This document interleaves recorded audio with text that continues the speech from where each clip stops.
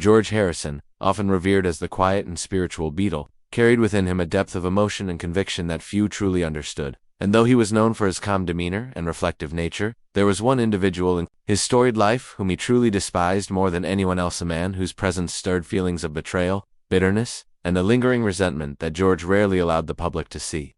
That man was Paul McCartney. While fans the world over cherished the myth of Beatles brotherhood, behind the scenes, George and Paul's relationship was anything but harmonious. From the early days of the band, George had often felt like the overlooked younger sibling, creatively stifled and dismissed, particularly by Paul, whose assertive dominance in the studio grew increasingly suffocating over time. As Paul took the reins of the Beatles' direction, George's songwriting contributions, many of them soul-stirring and rich with meaning, were often pushed aside or undervalued. Songs like While My Guitar Gently Weeps and Something were born out of a deep well of frustration, artistry, and an unquenchable desire to be heard not just as a guitarist but as a true creative equal. George's resentment brewed silently, manifesting not in tabloid headlines but in the tense, clipped exchanges captured during the Let It Be sessions, where his simmering disdain for Paul's micromanagement finally boiled to the surface. The infamous moment when George sarcastically offered, "I'll play whatever you want me to play, or I won't play at all," wasn't just a flippant remark, it was a cry for autonomy, a sharp jab at years of feeling creatively smothered. Their ideological differences widened after the Beatles' breakup,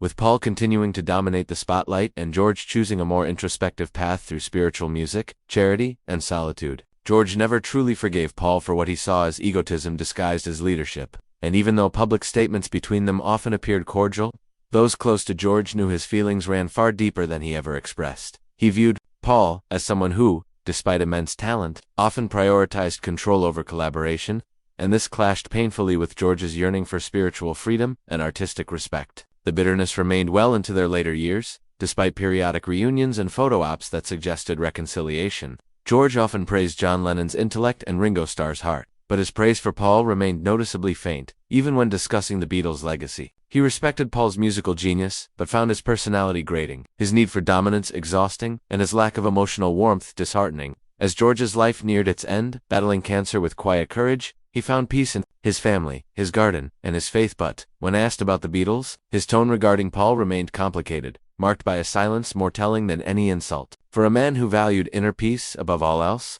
George Harrison's true dislike for Paul McCartney stands as a powerful reminder that even legends harbor scars from unresolved tensions. It wasn't hatred in the conventional sense, but rather a deep, aching disillusionment with someone he once considered a brother, a disillusionment that never fully healed.